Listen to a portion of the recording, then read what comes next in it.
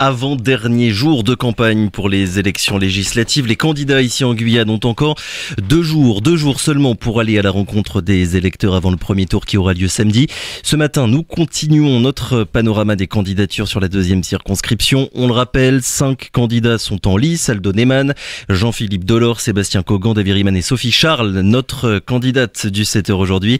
La maire de Saint-Laurent s'est lancée dans la bataille sans étiquette et sur un positionnement pragmatique selon ses propres mots. Alors pourquoi y va-t-elle et pour défendre quel projet, quelle vision politique pour la deuxième circonscription, j'ai du mal à le dire. Sophie Charles, bonjour. Bonjour. Et merci d'avoir accepté notre invitation, Sophie Charles, pour répondre à nos questions dans cette campagne express, on va dire, qui a commencé la semaine dernière et qui va déjà bientôt s'arrêter. On va tout de suite rentrer dans le vif du sujet. Pour quelles raisons? Qu'est-ce qui vous manquait, Sophie Charles, dans le poste, le mandat de maire, à Saint-Laurent pour vouloir devenir députée? Alors, moi, je suis donc élu de proximité, élu local depuis 23 ans. Depuis 2018, je suis maire et présidente de la communauté de communes.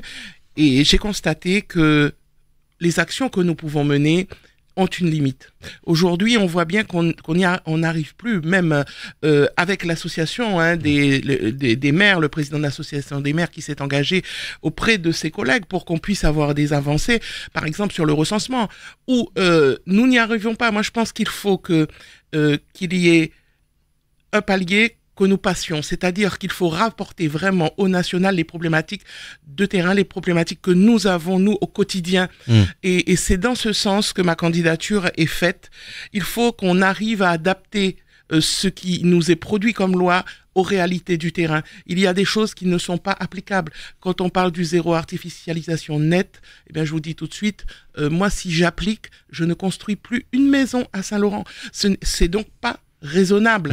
Et là, c'est vraiment ce dont nous avons besoin. Et puis, j'ai l'habitude de travailler au national puisque je suis au bureau de l'Association des maires de France et depuis aussi 23 ans à l'Association des communes et collectivités des Outre-mer. Je participe aux auditions au Sénat, je participe aux auditions à l'Assemblée et j'ai la capacité, je pense, à travailler avec tout le monde. Et ça aussi, c'est important. Faire consensus autour des sujets, c'est important et c'est dans cet intérêt que je veux travailler pour le territoire, pour la deuxième circonscription, avec l'ensemble des forces vives de ce pays, Guyane. Est-ce que vous avez d'autres exemples à nous donner finalement de secteurs, de sujets, de problèmes finalement pour lesquels en tant que maire vous avez l'impression de vous dire je n'ai pas les moyens de faire ce que j'ai envie de faire? Mais bien sûr, en tant que maire, moi je trouve qu'il était important dans la situation où nous vivons, où la vie est extrêmement chère, que on ait cette augmentation du point d'indice des fonctionnaires. Sauf que, en 2 années consécutives, on a une augmentation du point d'indice, mais on n'a pas en même temps une subvention qui permette ou une augmentation de la dotation globale de fonctionnement qui permette aux communes de faire face. Ça veut dire que la décision est gouvernementale, mais c'est nous, élus locaux, collectivités locales, qui payons. Ça veut dire que ça, on ne nous donne pas pour réaliser cette amélioration de la vie des salariés, des fonctionnaires des collectivités, mais en même temps, cet argent qui était là pour rendre le service public pour nos concitoyens, il n'est plus là. Donc, pour nous, il est important que lorsqu'il y a des décisions qui sont prises au niveau de l'État, il faut aussi défendre que les moyens soient donnés au regard de ça. Il y a une réforme de la police municipale qui arrive, qui va encore coûter aussi aux collectivités sans aucune compensation. Quand on dit, voilà, aujourd'hui, nous avons une dotation globale de fonctionnement, mais cette dotation globale de fonctionnement, quand vous avez un recensement qui vous donne 50 000 habitants à Saint-Laurent-du-Maroni, alors que vous ramassez des déchets à 80 000, que lorsqu'il y a eu le Covid, nous avons distribué des colis alimentaires nommément, c'est-à-dire avec une liste de personnes qui ont produit un document, soit une carte d'AME, soit un titre d'identité, même s'il n'était pas français. Et nous avons distribué 15 000 colis pour 4 personnes. Ça veut dire, et nous étions à 44 000 habitants à l'époque. Enfin, nous étions moindres. Donc, ça veut dire que... Donc, vos chiffres sont nettement supérieurs à ceux de l'INSEE. Les chiffres sont faux. Il faut un recensement général et c'est valable pour toutes les communes. Quant à Macouria, on nous dit qu'il y a une baisse de la population mais que le maire de Macoy a construit toujours des écoles et des classes, il y a une logique qui ne peut pas se comprendre. Maripasoula, c'est pareil. Quand on va à Maripasoula, ce n'est pas possible. La population n'a pas diminué. Ce n'est pas vrai. Sauf que cette méthode nationale de recensement, eh bien, il faut la changer. Ou il faut avoir une méthode de recensement générale, spécifique, pour la Guyane. Et cela, ça a un impact sur la collectivité. Parce que lorsque vous avez une dotation globale de fonctionnement, donc les financements qui vous sont donnés pour faire fonctionner le service public, eh bien, on vous donne pour 50 000. Vous avez environ 9 millions, par exemple. Et lorsque vous avez 80 000, eh bien, vous allez avoir 14 millions. Ça fait 5 millions de différence. Hein. Je le dis quand même, 5 millions, vous faites des choses avec. Parce que pour les collectivités, ça sert au fonctionnement, ça sert à faire l'apport personnel de l'investissement. Quand vous créez une école, quand vous créez un terrain de foot, quand vous créez un espace culturel, vous devez mettre, en tant que collectivité, toujours 20%, 10 à 20% de la somme. Moi, je crée une médiathèque à Saint-Laurent-du-Maroni. Eh bien, ça me coûte 6 millions, ben, il faut que je mette 1 million dedans. Hein. Et ça, je le prends nulle part. Je prends dans la dotation globale de fonctionnement. Et c'est important. Lorsque vous êtes sur un territoire aussi vaste, toutes les communes n'ont pas les mêmes moyens aujourd'hui de travailler. Donc, quand vous me posez cette question, en tant que maire, oui, je fais mon travail, mais j'arrive à la limite. À la limite de ce que vous pouvez faire. Mais du coup, moi, la question qui m'intéresse, c'est pourquoi député, Sophie Charles, finalement? Pourquoi ce mandat-là et pas un autre par rapport à tout ce que vous venez de nous dire? C'est celui qui agit sur les lois, c'est celui qui pose des lois. Moi, j'aimerais bien qu'il y ait aussi des questions qui soient posées, écrites au gouvernement. Aujourd'hui, les questions orales, oui, c'est bien, mais la question écrite, lorsqu'elle ne vous répond pas, vous pouvez demander une nouvelle fois, vous pouvez demander une réponse. Et puis, il y a des questions signalées où le gouvernement a 10 jours pour vous répondre. Il faut qu'on arrive à faire aussi entendre la voix du territoire. Et je pense que je ne suis sans étiquette, j'ai toujours été sans étiquette. Et c'est en ce sens que je peux faire vraiment ce consensus auprès de toutes les forces vives du territoire. Sophie Charles, est-ce que vous entendez les critiques de celles et ceux qui disent « elle a été élue, elle ne va pas au bout de son mandat », au final les mêmes choses qui ont été dites mais de façon inversée pour les Naïc Adam quand il s'était présenté à la mairie de Saint-Laurent? Mais je l'entends tout à fait, oui. Je l'entends tout à fait, mais si je m'en vais, c'est pas parce que je vais abandonner Saint-Laurent-du-Maroni, je resterai conseillère municipale à Saint-Laurent-du-Maroni. J'ai une équipe, c'est une équipe jeune avec qui je travaille moi depuis 2020, mais la moitié de l'équipe était déjà une équipe qui existait avant. Nous avons renouvelé simplement pour moitié cette équipe. Moi, je veux dire qu'il y a des élus comme mon premier adjoint, ça fait 10 ans qu'il fait de la politique, ça fait 10 ans qu'il est élu. Il y a d'autres personnes qui sont là depuis très longtemps. Et j'ai fait ce que beaucoup aussi d'élus ne font pas par peur parfois de perdre leur poste ou je ne sais pas. Moi, j'ai donné de la chance aux jeunes. J'ai donné des délégations complètes.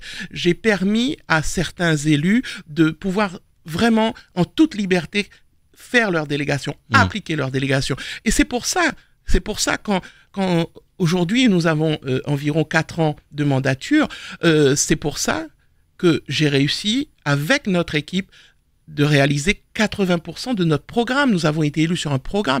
80% de ce programme est réalisé et je suis certaine qu'il sera terminé pour 2026 parce que c'est notre ambition, c'est l'ambition de tout un chacun. Alors moi j'aimerais rentrer un petit peu dans le détail d'un mot que vous utilisez assez souvent pour décrire votre action politique, c'est pragmatique. Avoir un rapport pragmatique au travail qu'un élu peut réaliser, ça veut dire quoi concrètement? Ça veut dire que vous avez des réalités sur le terrain. Vous avez un objectif et vous vous dites comment je vais y arriver. Mais écoutez, moi, s'il faut travailler avec n'importe qui pour le faire, je le fais. Depuis que moi je suis là, depuis 2018, il y a eu plusieurs préfets qui sont passés. J'ai travaillé avec tous les préfets. Il y a eu 4 ministres de l'Outre-mer. J'ai travaillé avec les 4 ministres de l'Outre-mer. Et depuis 2001, sur les délégations que j'avais, j'ai travaillé aussi avec les personnes qui étaient présentes. Au niveau de la CCDOM, j'ai été vice-présidente, trésorière, présidente. Donc, j'ai occupé différents postes. Il y avait d'autres présidents, puisqu'on avait M. Sarkozy, M. Hollande, après M. Macron. Pour moi, je pense qu'il faut être pragmatique. C'est-à-dire, vous avez un objectif, vous avez une réalité pour y arriver, il faut se donner les moyens. Donc pragmatique, ça veut dire travailler avec tout le monde? Non, pas que. Moi, je dis aussi que parfois on peut pas y arriver. On sait qu'il y a des choses qui sont qui vont pas être, qu'on va pas pouvoir.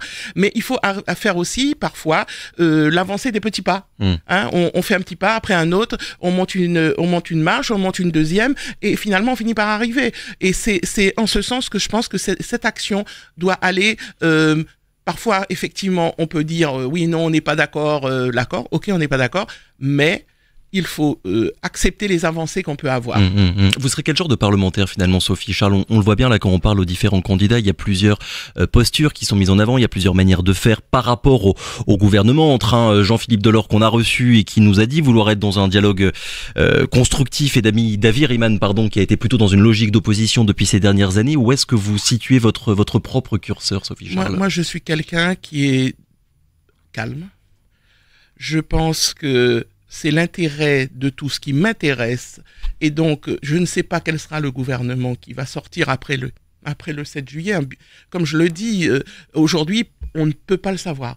Parce que même si on a une analyse, on a des statistiques, vous savez, parfois les statistiques ne se réalisent pas. On me dit il y aura 3 grands groupes, peut-être qu'il n'y en aura que 2.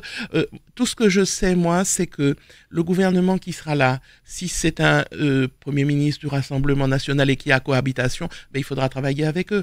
Je ne crois pas qu'en systématiquement s'opposant aux gens, vous allez avoir du résultat après. Parce que si vous vous opposez à eux et qu'après vous venez leur dire ben ça serait bien que vous m'aidiez à faire ça, je pense que ce n'est pas la bonne méthode. Et c'est en ce sens que je crois qu'il faut travailler, présenter des dossiers précis, avec des données qui sont irréfutables, et qu'à partir de ce moment-là, faire entendre la voix du territoire dans le calme, la sérénité et surtout une présentation des dossiers bien construits, parce que souvent on nous reproche ça, on nous dit oui mais le dossier, etc. Moi lorsque je me déplace, j'essaie d'avoir le maximum d'éléments, et c'est important parce que ça montre aussi le sérieux qu'il y a derrière le travail que vous fournissez. Alors justement, le travail que vous fournissez, Sophie Charles, vous êtes maire de Saint-Laurent depuis 2018, présidente également de la CCOG, la communauté de communes de l'Ouest guyanais. Qu'est-ce que vous constatez au jour le jour dans votre action politique en termes de blocage? Tout le monde est d'accord aujourd'hui pour dire que la situation en Guyane est intenable. La précarité, le désenclavement, le chômage, le manque d'infrastructures, la violence, le bilan est partagé par tout le monde. Mais il n'y a pas de consensus sur la manière de faire et sur l'analyse d'où se situent les blocages, les freins. Votre analyse à vous, c'est quoi, Sophie Charles? Où sont les freins et qu'est-ce que vous comptez faire pour changer ça? Je vais vous donner un exemple. Nous avons connu toute une année avec une sécheresse importante. Le niveau du Maroni était très bas. Ouais. Alors effectivement, je parle de l'Ouest parce que c'est ce que je connais le mieux, mais je reste persuadé que sur les Savanes ou sur Saint-Élie, nous avons des difficultés qui sont similaires. Le niveau du fleuve était très bas et les forages qui permettaient au village amérindien du Haut-Maroni de pouvoir avoir de l'eau étaient à sec. Donc, moi, je pense que nous sommes là. Sans eau, on ne vit pas. Il n'y a pas de vie. Pour moi, nous sommes là pour aussi cette solidarité-là. Donc, à la CCOG, nous avons pris la décision avec l'ensemble des maires et des conseillers communautaires d'apporter de l'eau pour les personnes qui sont. Donc, on a fait monter plusieurs tonnes d'eau. Hein. Ça a eu un coût. Ça a un coût de 29 000 €. Mais pour transporter, c'était en pirogue. On a dû mettre plusieurs pirogues parce que le niveau d'eau était très bas, donc on ne pouvait pas charger excessivement les pirogues. Ça nous a coûté 97 000 €, monsieur. Ça, c'est une réalité. Ça veut dire que demain, moi je pense que ce transport que nous, collectivités, nous payons, mais c'est la même chose pour les habitants. C'est la même chose pour les commerçants, c'est la même chose pour tous ceux qui veulent construire sur ce territoire et qui sont obligés de passer par là. Et quand on parle du changement climatique, ce changement climatique, il est en cours. Ce changement climatique, il va nous impacter encore plusieurs fois, puisque on sait bien que c'est cette réalité que nous avons.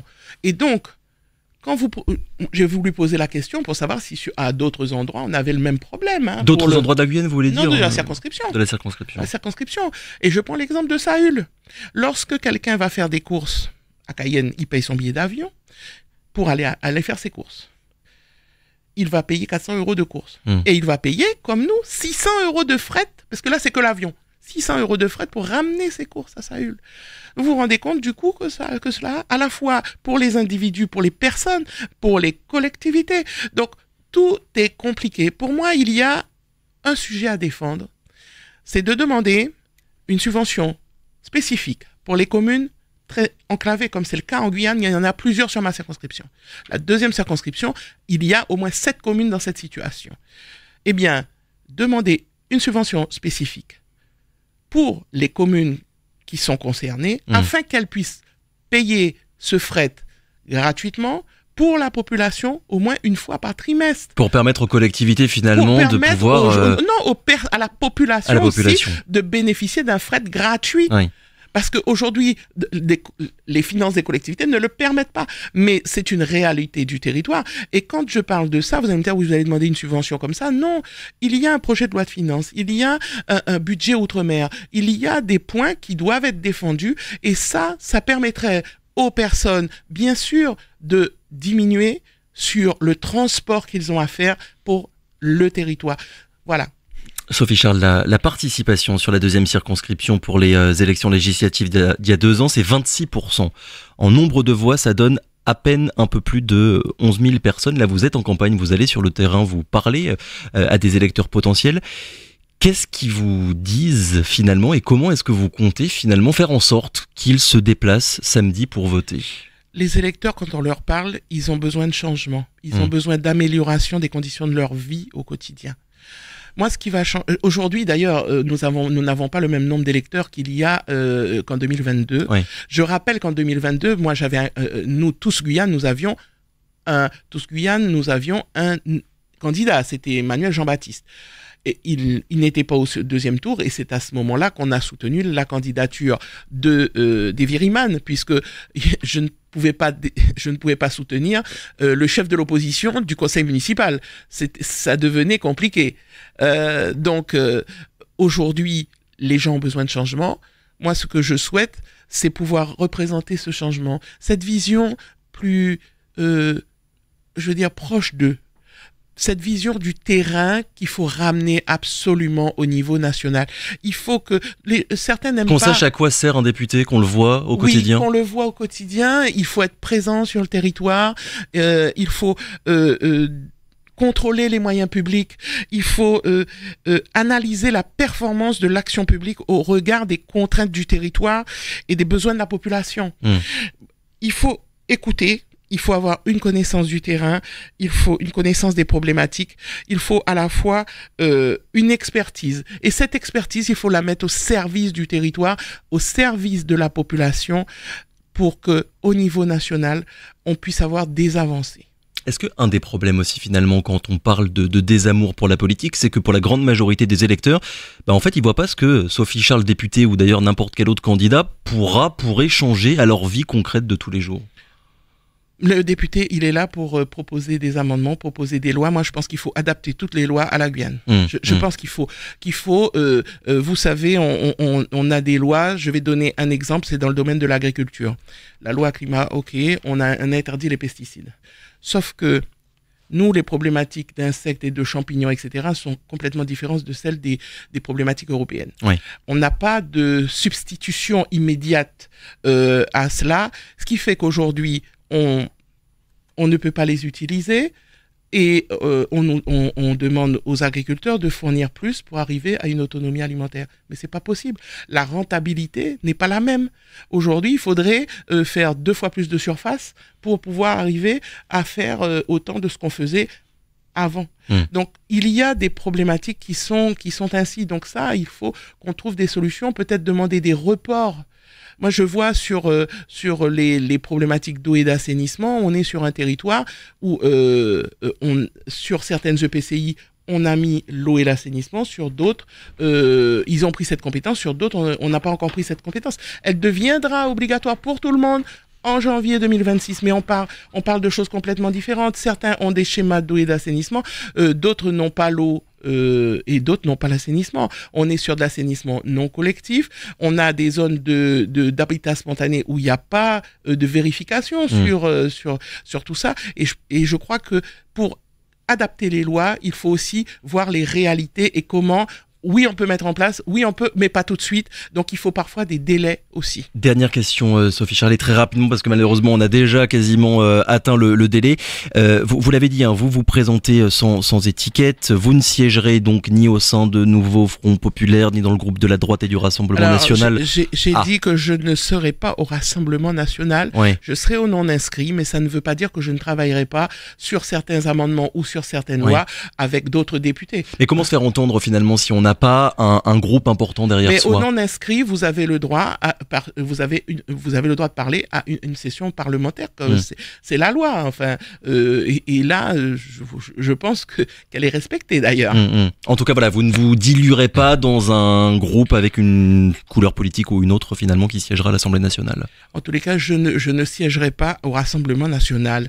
Ça, c'est clair. Le message est passé. Sophie Charles, merci beaucoup d'avoir été avec nous ce matin pour répondre à nos questions. Bonne fin de campagne. On le rappelle, la campagne se termine déjà demain et le premier tour aura lieu 24 heures avant l'Hexagone. Ce sera samedi. Merci, à bientôt.